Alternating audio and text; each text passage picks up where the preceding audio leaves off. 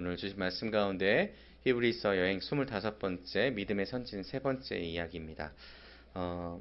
우리가 지난번 말씀에서 이제 모세 시대의 믿음의 선진들 그리고 모세 시대 이후에 그 가나안 정복기에 있었던 믿음의 선진들에 대해서 볼 때에 모세는 백성을 이끌고 이집트를 벗어날 수 있었고 또 가나안 목전까지 나아갔으며 또 이스라엘 백성들은 이 출애굽 이후에 가나안을 점령하기까지 많은 시간 가운데 이 믿음의 모습들을 우리에게 보여주고 있었습니다.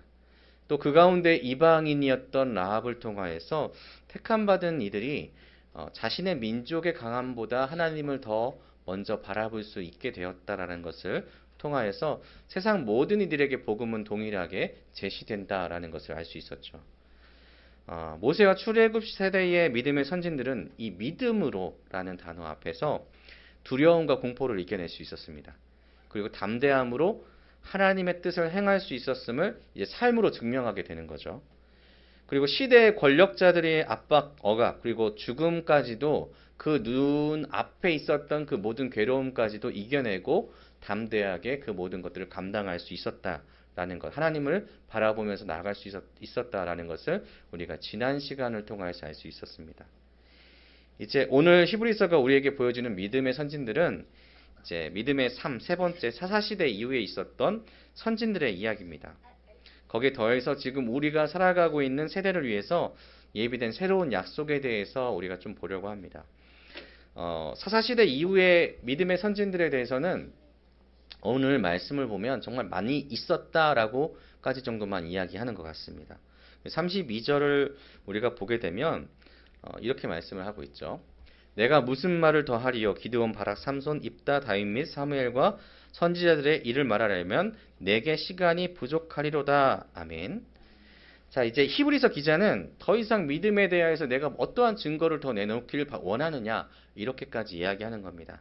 이 말은 사사시대 이후의 예를 굳이 들지 않더라도 이미 앞에 있었던 모든 믿음의 선진의 예를 통하여서 믿음 있는 삶이 어떠한 삶이다.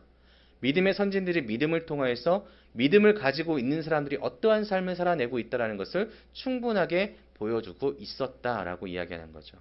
그러면서 믿음의 선조들에 대해서 계속해서 이야기한다면 아마 시간이 부족할 정도로 아주 차고 넘친다라고 이야기하는 겁니다. 그러면서 이제 32절에 지금 앞에 나와 있는 말씀처럼 다 믿음에 있어서는 위대한 영웅들을 소개하고 있는데 기드온 바락 삼손 입다 이 네 사람은 사사시대의 위대한 영웅들이었고 다윗은 왕정시대에 있어서 최고의 영웅입니다. 거기에 선지자에서는 이제 사무엘을 얘기하고 있는데 최초의 선지자로 인정되는 사람이기도 하고요. 그 이후에 왕정시대에 있었던 모든 선지자들은 왕들이 억압하는 과정 가운데서도 백성들이 타락한 가운데서도 담대하게 목숨을 걸고 하나님의 말씀을 선포하고 있었음을 이야기하고 있습니다. 그러니까 충분하게 이 이후에도 우리의 지금 살아가는 이 시대까지 우리 앞에 있었던 믿음의 선조들은 계속해서 우리에게 믿으면 어떻게 된다는 것을 보여주고 있다는 거죠. 이것에 있어서 굉장히 중요한 포인트는 뭐냐면은 이들이 바라보고 있는 것이 완전하게 달라져 있다는 것입니다. 그러니까 지금 믿음의 선조들이 보여주고 있는 것은 과연 이들이 무엇을 바라보고 있었을까? 이들의 비전은 무엇이었을까? 그것은 바로 하나님 나라였다는 거죠. 하나님과 하나님 나라 외에는 다른 것을 바라보지 않고 전진하고 있었다라는 것을 우리에게 알려주는 겁니다. 그래서 우리 함께 가는 교회 화장실 그 앞에 딱 앉아보면 그리스도인에 대해서 어떻게 제가 설명한 구절이 있는데 뭐였냐면 그리스도인은 예수 그리스도의 십자가 넘어 하나님 나라 천국을 바라보는 사람들이다 라는 것이었죠. 그러니까 이것입니다. 그러니까 믿음이 하나님께로부터 주어져서 내가 믿음 있는 사람이 되면은 이 사람은 더 이상 이 세상의 것들을 먼저 바라보는 것이 아니라 이 세상에 세워져 있는 예수 그리스도, 그러니까 복음의 증표를 바라보면서 그 고난 너머의 하나님의 나라의 영광을 바라보게 된다는 것입니다. 그렇다면 오늘 말씀을 통하여서 우리는 또한 믿음의 선조들을 통해서 과연 믿음을 가진 사람들을 통하여 우리가 더욱더 받아야 되는 하나님의 말씀은 무엇일까? 어떻게 믿음의 능력을 드러내고 있을까에 대해서 좀 보려고 합니다. 첫 번째로는 이 믿음의 선진들을 통해서 우리가 알 수 있는 것은 믿음으로 인해서 삶에서 주님께서 명하신 목표 그리고 목적에 도전하게 되고 그 목표에 도전함과 함께 승리하는 것을 이 믿음을 통해서 받을 수 있다는 겁니다. 33절과 34절을 제가 읽어드리겠습니다. 그들은 믿음으로 나라들을 이기기도 하며 의를 행하기도 하며 약속을 받기도 하며 사자들의 입을 막기도 하며 불의 세력을 멸하기도 하며 칼날을 피하기도 하며 연약한 가운데서 강하게 되기도 하며 전쟁에 용감하게 되어 이방 사람들의 진을 물리치기도 하며. 아멘. 그러니까 믿음을 가진 이 사람들을 보면은 이렇게 믿음으로 이 모든 믿음의 선진들은 믿음으로 이 다음에 나오는 내용들을 삶으로 보여줬다는 겁니다. 그럼 그들의 삶은 어떤 삶이냐? 먼저는 나라를 이기는 삶이었습니다. 여기서 이기기도 하며라고 번역된 단어가 있는데 그것은 이제 헬라어 카테고니 산토라고 하고 원역으로는 카타고니 조마이라고 하는데 이거는 정복하였다, 패배시켰다라는 것입니다. 그래서 오늘 본문에 등장했던 기드온이나 삼손, 입다, 다윗은 전쟁 영웅입니다. 이스라엘 백성들을 괴롭혔던 대적들과 싸워서 승리를 했던 그런 이들이 바로 이 믿음의 선조들이죠. 그러니까 하나님의 나라를 확장시키는 일들을 하는 것이 바로 믿음의 사람들이라는 것을 이야기하는 겁니다. 나라들을 이긴다. 이 이야기는 무엇을 의미하냐면 믿음의 사람들은 삶으로 인하여서 복음을 전파하고 또 이 세상 가운데 복음을 통하여 하나님의 나라를 계속해서 전파해 나가는 삶을 살아가는 사람들이다 라고 하는 것입니다. 그래서 믿음으로 이기는 사람들이 바로 여기 계신 여러분이라는 거죠. 이것은 오직 믿음으로 가능하다라는 겁니다. 그래서 요한일서 5장 4절에는 믿음이 세상을 이긴다라고 말씀하고 있는 것입니다. 그리고 다음 삶은 어떤 삶이냐? 이런 삶입니다. 의를 행하는 삶이 됩니다. 믿음이 여러분에게 있다면은 우리는 당연하게 우리 삶에 있어서 의를 행하는 데에 최선을 다하게 된다는 것이죠. 그래서 하나님의 사람, 성도를 특 짓는 표현인데 왜 이렇게 의를 행하는 삶이 될까요? 그것은 하나님께서 의로우시기 때문입니다.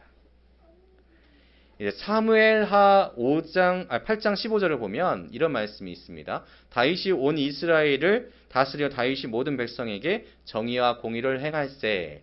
그리고 사무엘상 12장 4절을 보면은 그들이 이르되 당신이 우리를 속이지 아니하였고 압제하지 아니하였고 누구의 손에서든지 아무것도 빼앗은 것이 없나이다 하니라. 이렇게 말씀하는 누구입니까? 다윗과 사무엘에 관련된 내용입니다. 그러니까 믿음의 선조들을 통하여서 우리에게 알려주시는 것은 무엇이냐면 하나님께서 우리에게 믿음을 주심으로 인해서 우리가 가지고 있는 비전이 바뀌었을 때에 우리는 하나님을 바라보게 되고 하나님을 닮아가게 되는데 그 닮아가는 모습 속에 하나님의 의로우심을 닮아가게 된다는 겁니다. 그럼 하나님의 의가 무엇일까? 헬라어로는 디카오 시네라고 하는데 본래는 징벌을 뜻하는 이제 디켓에서 유래를 합니다. 이 재판정에서 행해지는 이 판결과 관련된 단어인데 이것을 궁극적으로 얘기한다면 하나님의 의는 모든 일에 공정과 정의를 행하시는 삶을 이야기하는 겁니다. 그러니까 우리가 의롭게 된다라는 것은 우리의 삶이 점차적으로 하나님의 의로우심을 닮아가서 우리의 삶 가운데 불의한 일이라든가 아니면 불공정한 일들을 행하는 것이 아니라 하나님이 원하시는 바대로 정직하게 또 공의롭게 우리의 삶을 행하는 그런 모습을 보이는 것이죠. 물론 다윗이나 사무엘의 삶들을 여러분 잘 기억해 보시면 다윗은 살인자입니다. 가늠했습니다.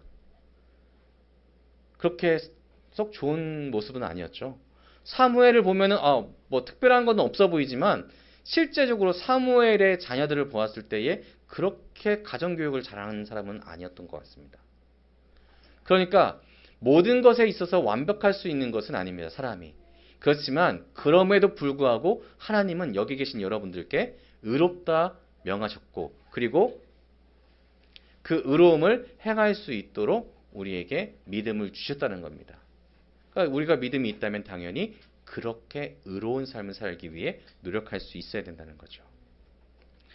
다음으로는 이제 약속을 받는 삶, 그리고 불의 세력을 멸하는 삶인데, 약속을 받는다는 것은 이것입니다. 여러분이 믿음을 받음으로 인해서 하나님과의 관계가 맺어졌다는 겁니다. 개인적으로. 여러분이 1대1의 관계를 하나님과 맺고 있다는 거예요. 그래서 여러분이 하나님과 약속을 개인적으로 받게 돼서 여러분의 삶 안에 하나님의 달란트를 받고, 여러분의 삶 안에 하나님의 사명을 받고, 그 사명을 통하여서 우리가 한 걸음 한 걸음 나아갈 수 있도록 하나님과의 관계를 끊임없이 이어져 나가게 만들어주는 것이 믿음이라는 겁니다. 그리고 불의 세력을 멸하는 삶을 살아가게 하는데, 이것은 무엇일까요? 그것은 이 말씀을 보면은 다니엘과 세 친구를 기억할 수 있게 만들어 줍니다. 이 다니엘과 세 친구가 풀무불에 들어갑니다. 그렇지만 그 풀무불이 이 다니엘과 세 친구를 상하게 했을까요? 전혀 그렇지 않습니다. 말씀상으로는 머리카락 하나도 상한 것이 없다라고 이야기합니다. 그것은 믿음을 가지고 있는 사람들은 세상에서 이야기하고 있는 불의와 세상에서 이야기하고 있는 거짓된 것들을 멸하는 삶을 살아가는 삶이라고 이야기할 수 있다는 겁니다. 그러니까 견고한 믿음을 가졌을 때에 우리는 세상에서 아무리 공격을 하더라도 그 공격을 이길 수 있는 삶을 살아낼 수 있다는 것이죠. 견고한 믿음을 가진 사람들은 정말 어렵고 힘든 상황이 되더라도 하나님이 이길 힘을 주십니다. 기적을 맛볼 수 있는 삶이 바로 불의 세력을 멸할 수 있는 삶이 되는 것입니다. 그 다음에 칼날을 피하는 삶입니다.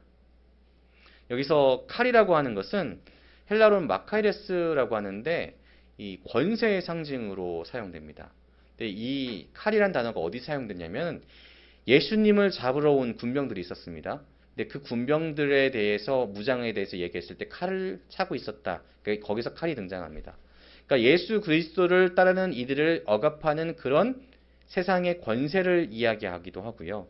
그리고 하나님의 말씀을 듣고 하나님의 말씀을 따르는 사람들을 방해하는 모든 방해들을 이야기하는 것이 칼이라고 이야기할 수 있습니다. 근데 이 칼을 피하는 삶을 살 수 있습니다. 권세는 하나님께서 의로운 통치를 위해서 이 세상 가운데 주신 것이 맞습니다. 능력을 하나님께서 이 세상을 더 바르게 하기 위해서 이 세상에 주신 하나님의 뜻입니다. 그런데 세상은 어떻게 사용하고 있죠? 이것을 바르게 사용하고 있지 않습니다. 누군가를 상하게 만들거나 아니면 누군가를 빼앗기 위해서 그렇게 사용되고 있죠. 그래서 우리 성도의 삶을 살다 보면 의롭게 살기 위해서 공정과 정의를 실천하다 보면은 많은 것들 가운데 사방에서 찔러대려고 하는 사람들이 생겨납니다. 왜냐하면 의로운 삶을 사단이 그렇게 싫어하기 때문입니다. 그래서 얼마나 많은 칼로 공격하겠습니까? 그렇지만 믿음을 가진 이에게 하나님께서 약속하시는 삶의 모습은 그 칼날들을 피하게 하신다는 겁니다. 결국에는 그 칼날의 공격을 피해서 승리케 하시는 것이 바로 하나님의 그 주신 믿음으로 인한 삶이라는 거죠. 그래서 이것을 잘 표현해내는 삶이 이 다음에 나오는데 이게 뭐냐면은 연약함 가운데서 강하게 되는 삶을 믿음을 가진 사람들이 살아가게 됩니다. 아무리 절망적인 상황이 되고 내가 가진 것이 별로 없게 되고 그리고 내 육체가 약하게 되더라도 하나님께서는 그 약함 가운데 믿음을 통하여 어떻게 하실까요? 하나님을 찾게 만들어 주십니다. 그래서 믿음이 있는 사람에게 아까 약속이 있다고 말씀드렸죠. 1대1적인 관계가 생성된다고 했죠. 그것이 이것과 연결되는 겁니다.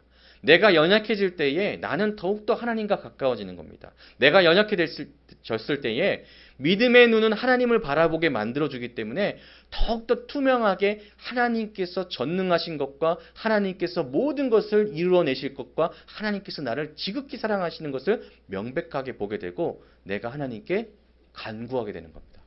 그리고 하나님의 능력을 힘입어서 연약함 가운데 강하게 되는 것이죠.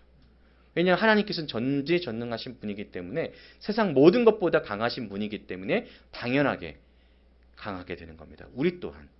사상 중에 이런 가사가 있죠. 약할 때 강함 대신에 이 찬양의 가사가 이것을 의미하는 겁니다.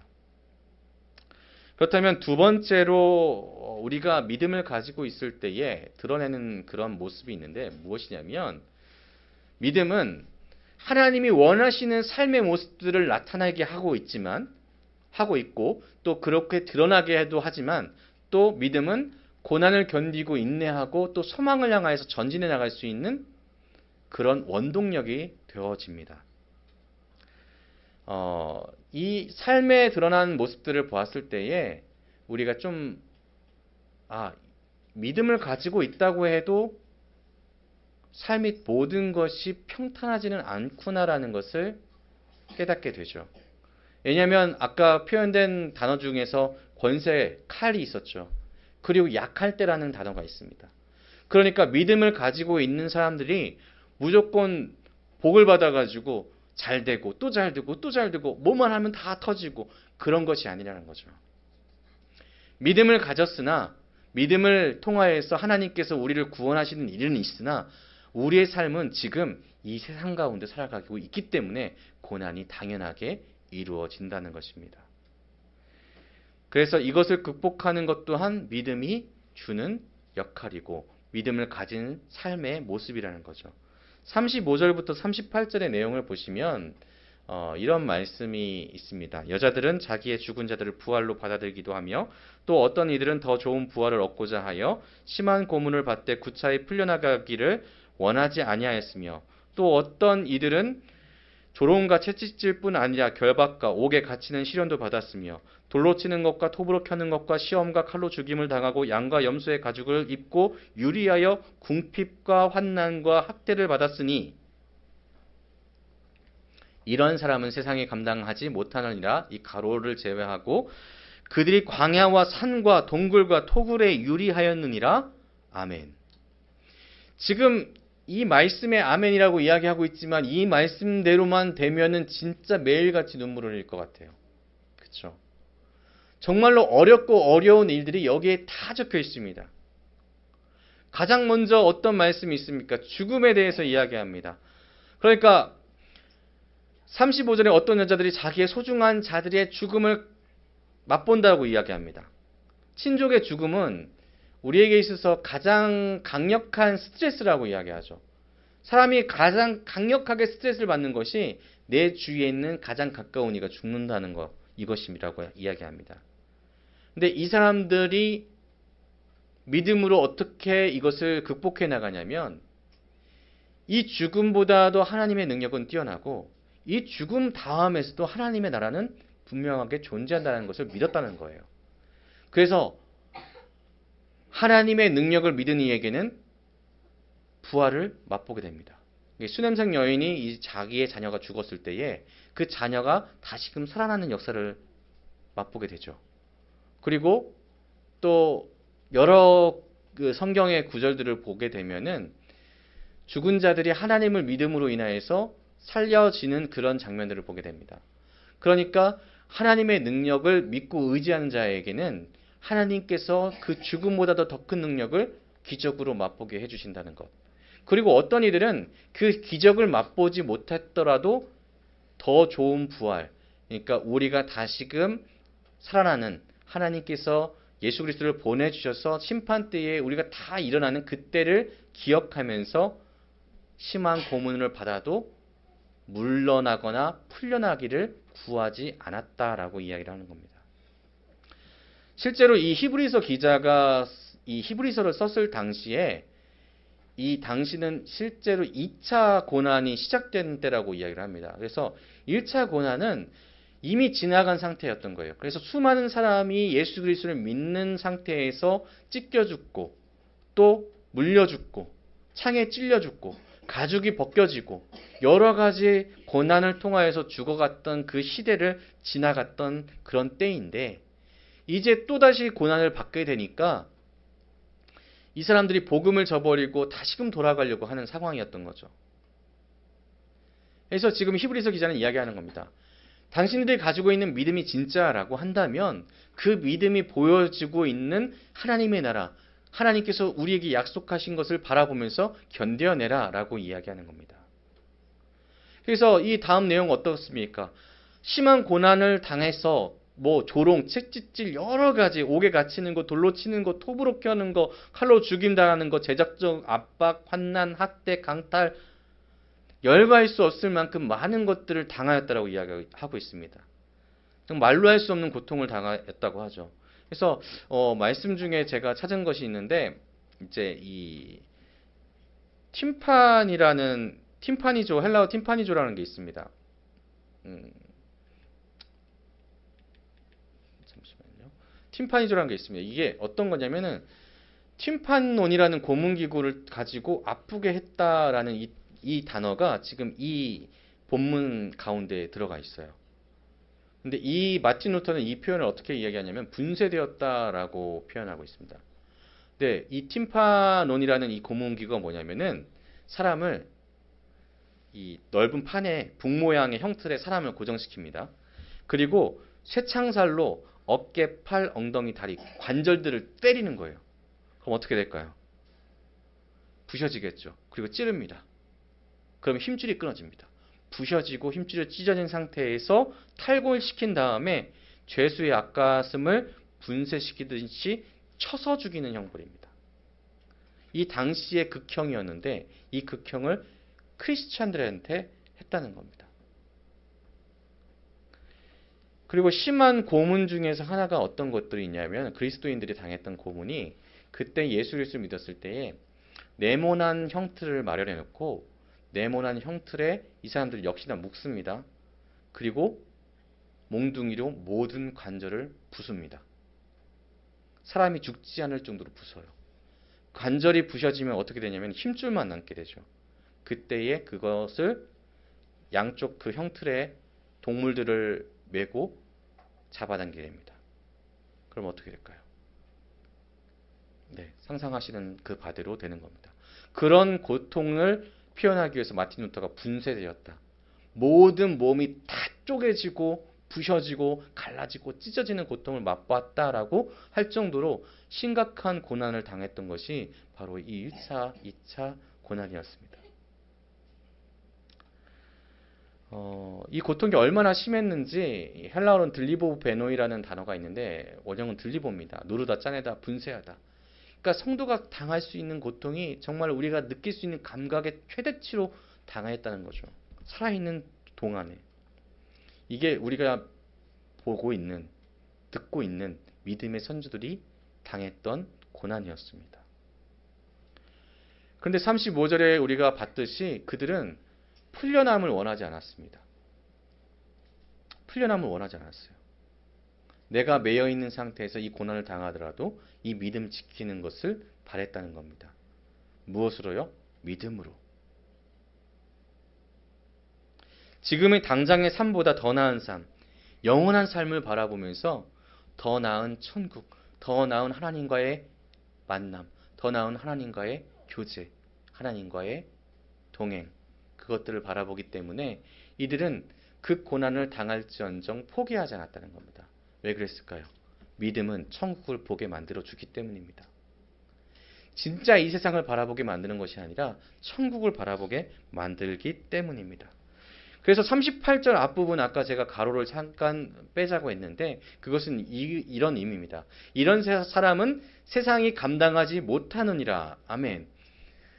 우리 한글 성경에서는 이런 사람은 세상이 감당하지 못한다라고 이제 번역을 했는데 이제 이거를 한 번 더 번역하면 세상의 믿음의 선조들을 감당할 수 없었다라고 얘기하고 또 실제로 영어 성경에서는 세상은 그들이 살기에 적당하지 못하였다라고 해석이 됩니다. 그러니까 헬라어 원으로 보면은 감당하지 못하였다보다는 이 믿음의 선조들은 세상을 내가 진짜 살아갈 세상으로 보지 않았다라고 해석이 된다는 거죠. 그래서 NIV에는 The world was not worthy of them 이라고 써 있습니다. 그러니까 세상이 그들에게는 그렇게 가치가 있지 않았다라고 표현되었다는 거죠. 이 말을 뭐 좀 잘못 오해해서 지금 우리가 살아가고 있는 이 세상을 그냥 시간만 때우면 되겠지 아니면 성실하지 않아도 되겠지라고 오해하시면 안 되고요. 우리가 진짜 바라봐야 될 소망이 어디에 있다? 하나님의 나라에 있다라는 것을 계속해서 강조하고 있는 겁니다. 하나님의 나라의 소망에 있는 자들은 세상이 감당할 수가 없는 겁니다. 왜? 이들은 이 세상에서 겪고 있는 이 모든 것들보다 더 뛰어난 가치를 하나님의 나라에 두고 있다는 거죠. 영원한 나라에 내 보물을 두고 살아가고 있는 사람들이 그리스도인이라는 겁니다. 믿음의 선조들은 우리에게 그걸 가르쳐주고 있는 거죠. 고난을 당한 믿음의 선조들은 내 고난을 통해서 내 다음에 있는 믿음의 세대들이 고난을 당하더라도 진짜 가치가 하나님의 나라에 있음을 나를 통하여서 바라봤으면 좋겠다라는 그런 믿음의 마음들이 있었다는 겁니다. 그래서 우리 모든 성도님들은 하나님의 나라에 대한 찬란한 가치를 잊어버려서는 안 된다는 겁니다. 그래서 믿음장, 이 히브리서 11장의 마지막 절은 이렇게 이야기합니다. 함께 읽어보겠습니다. 시작. 이 사람들은 다 믿음으로 말미암아 증거를 받았으나 약속된 것을 받지 못하였으니 이는 하나님이 우리를 위하여 더 좋은 것을 예비하셨은즉 우리가 아니면 그들로 온전함을 이루지 못하게 하려 하심이라. 아멘. 이 39절에서는 믿음의 선진들이 모두 믿음으로 인정받은 사람들이지만 살아있을 동안에 아직 하나님의 약속하신 바를 받지 못했다라고 말씀하고 있습니다. 그리고 40절에는 뭐라고 말씀하냐면은 신약 세대를 위해서 더 좋은 것, 그러니까 예수님의 속죄를 통한 영원한 구원을 계획하셨는데 이것을 통해서 구약에 믿었던 선조들보다 더 나은 선물을 우리가 받았다는 겁니다. 더 좋은 것을 예비하셨다는 거죠. 생각해 보세요. 구약 때에는 예수님이 아직 오지 않으셨습니다. 그러니까 그분들이 기다렸을 때에는 기다려야 되는 것이 아직 우리의 구원자이신 메시아를 기다려야 되는 것이 간절한 거예요. 그리고 메시아만 기다려서는 안 됩니다. 구약의 선조들은 메시아를 통하여서 우리가 얻게 될 하나님의 나라를 바라봐야 되는 거죠. 더 어려운 증거들을 가지고 싸워왔습니다. 그런데 신약은 어떻습니까? 예수님이 오셨습니다. 우리는 확실한 증거가 있는 사람들이죠. 그래서 우리가 지금 살고 있는 이 세대의 크리스찬들은 정말로 더 좋은 것을 예비하셨다는 것을 확실하게 우리가 받았던 그런 사람들입니다. 복음을 직접적으로 받으신 여러분 아니십니까? 예수님을 통하여서 하나님의 나라를 얻을 수 있다는 확실한 증거를 여러분은 받으셨다는 겁니다. 이것이 믿음이라는 거죠. 우리 믿음에 대해서 고민해 봤을 때 사실 믿음이 무엇입니까? 라고 물어보면 정리하기가 생각보다 어렵습니다.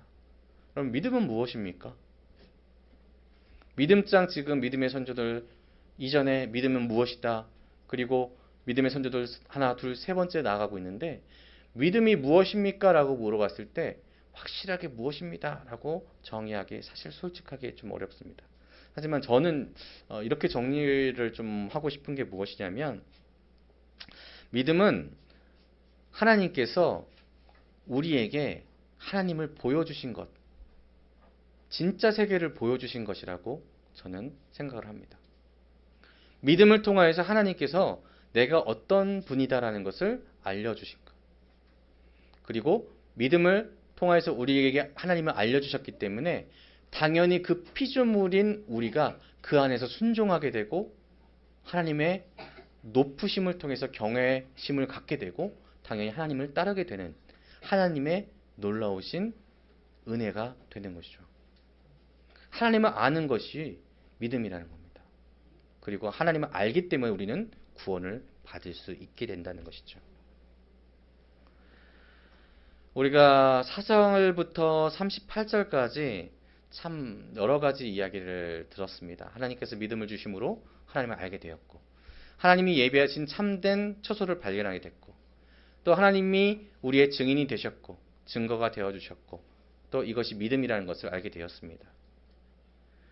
우리가 앞으로도 하나님에 대해서 조금 더 알아가길 원하신다면 이 믿음을 받았다는 그 사실만으로 그냥 만족하고 계시지 마시고 내 믿음이 조금 더 자라나기 위해서 우리 스스로도 노력해야 된다는 겁니다. 하나님을 알려주시려고 하십니다. 여러분에게. 믿음을 통하여서. 그렇다면 그 알려주시는 범위를 늘리기 위해서 우리 날마다 하나님의 말씀을 통해서 그 믿음의 경지를 넓혀가고 또 하나님께서 우리에게 기도하라고 말씀하셨습니다. 기도를 통하여서 하나님의 뜻이 무엇인지 더 알아감으로 하나님께서 내게 원하시는 것과 하나님이 어떤 분이신지를 더 알아가서 우리의 믿음이 더욱더 튼튼하고 커질 수 있도록 노력해야 되겠습니다. 그래서 우리는 다시 믿음의 처음을 한번 보려고 합니다. 믿음장의 처음. 믿음은 바라는 것들의 실상이요 보이지 않는 것들의 증거니 라고 말씀하고 계십니다. 여러분, 믿음은 그냥 허공에 떠다니듯이 그냥 막연한 것이 아니죠. 여러분의 삶입니다. 하나님께서 이미 보여주셨기 때문입니다. 실상입니다. 그리고 실제로 우리에게 주어질 하나님의 나라를 믿음이 알려주기 때문에 믿음을 통하여서 우리가 더욱더 굳건하게 하나님을 향하여서 나갔으면 좋겠습니다. 기도하겠습니다.